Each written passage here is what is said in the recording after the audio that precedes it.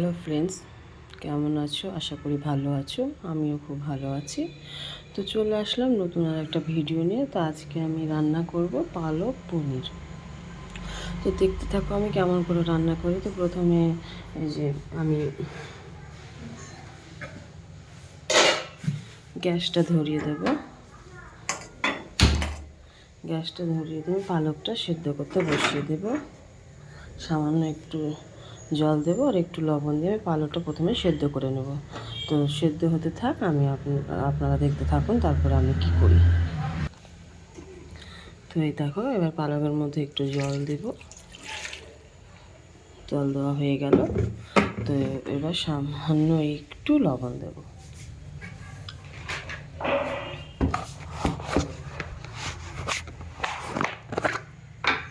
তো দেখো, সামান্য একটু লবণ দিয়ে দিলাম। পালংটা আমি সেদ্ধ করে নেব।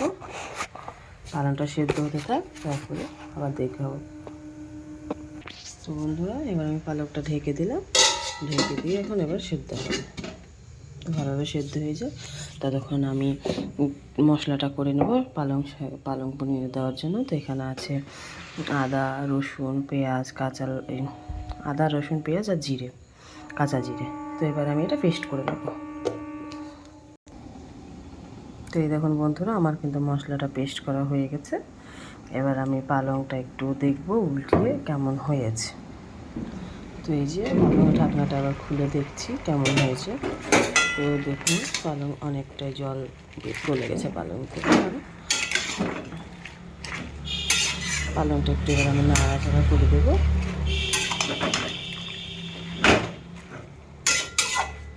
করে দেওয়ার পর এবার আমি আবার ঢেকে সেদ্ধ হতে দেবো। এই দেখুন বন্ধুরা, আমার পালং শাক কিন্তু এবার সেদ্ধ হয়ে গেছে। এবার পালং শাকের জলটা আমি ঝরিয়ে নেব। আমি গ্যাসটা অফ করে দিলাম।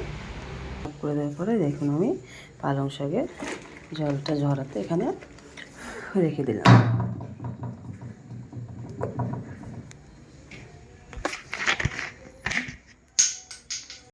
আমি কড়াইটাকে ধুয়ে আবার গ্যাসটা ধরিয়ে দিলাম। এবার আমি পনিরগুলোকে হালকা করে ভেজে নেব।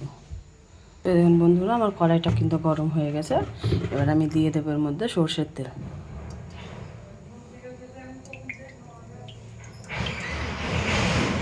সর্ষের তেল দিয়ে দিলাম। এবার সর্ষের তেলটা গরম হোক, তারপর পনিরগুলো হালকা লাল লাল করে ভেজে নেব। দেখুন বন্ধুরা, আমার তেল কিন্তু গরম হয়ে গেছে। এবার আমি পনিরগুলো ছেড়ে দেবো, হালকা করে ভেজে নেব।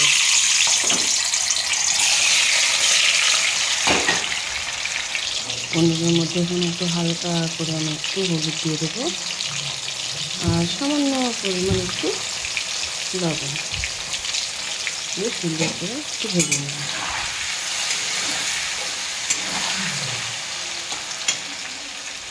দেখুন, আমার পনিরগুলো কিন্তু হালকা লাল লাল করে ভাজা হয়ে গেছে। এবার আমি পনিরগুলো তুলে নেব।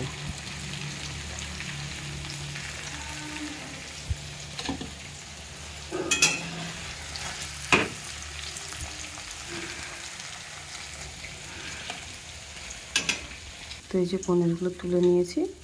এখন আমি এই যে তেলের মধ্যে মশলাটা দিয়ে দেবো। এখানে আছে আদা, রসুন, পেঁয়াজ, কাঁচা জিরে, লঙ্কার গুঁড়ো, লবণ, হলুদের গুঁড়ো। এখন এটা তেলের মধ্যে ছেড়ে দেবো।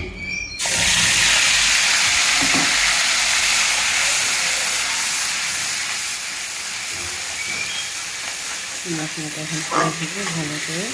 মশলাটা কষা হতে থাক, তারপরে আমি এর মধ্যে পালং বাটাটা দিয়ে দেবো। তো দেখুন বন্ধুরা, আমি পালং শাকটা কিন্তু সুন্দর করে বেটে নিয়ে চলে এসেছি। আর এদিকে আমার মশলা কষানো হচ্ছে। মশলাটা কষানো হলে তখন আমি পালং শাকটা দিয়ে দেবো। তো দেখুন বন্ধুরা, আমার মশলাটা কিন্তু প্রায় কষানো হয়ে গেছে। আর একটু মশলাটা কষানো হলে তখন আমি পালং বাটাটা এর উপর দিয়ে দেবো। দিয়ে ওটা একটু নাড়াচাড়া করে তখন পনিরটা দেবো। তো দেখুন, আপনারা দেখতে থাকুন। দেখুন বন্ধুরা, আমার মশলা কিন্তু কষানো হয়ে গেছে। এবার আমি পালং পিউরিটা এর মধ্যে দিয়ে দিই। সুন্দর করে এটা কষিয়ে নেব।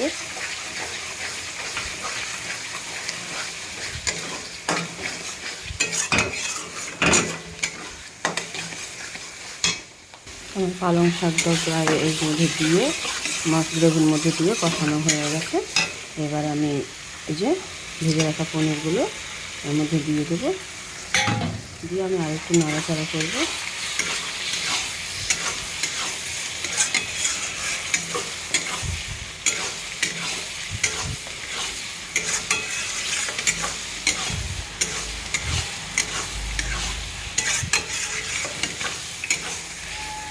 নাড়াচাড়া করার পর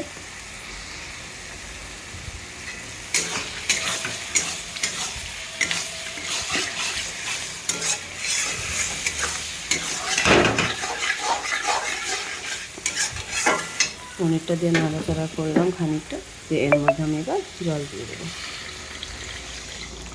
আপনারা যে পরিমাণ গ্রেভি খাবেন সেই পরিমাণ জল দেবেন। তো আমার যে পরিমাণ দরকার আমি সেই পরিমাণ জল দেব।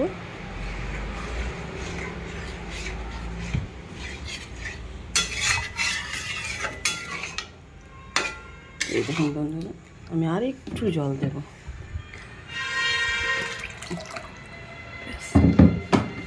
এবার ওটা একটু ভালো করে ফুটিয়ে নিলে তৈরি হয়ে যাবে আমার পালক পনির। এই দেখুন বন্ধুরা, আমার পালং পনির কিন্তু একদম রেডি। এবার আমি পালং পনিরটাকে সুন্দরভাবে ঢেলে নেব। তৈরি পালং পনির তৈরি হয়ে গেছে। এবার আমি গ্যাসটা বন্ধ করে দেব, দিয়ে আমি একটা পাত্রে ঢেলে নেব।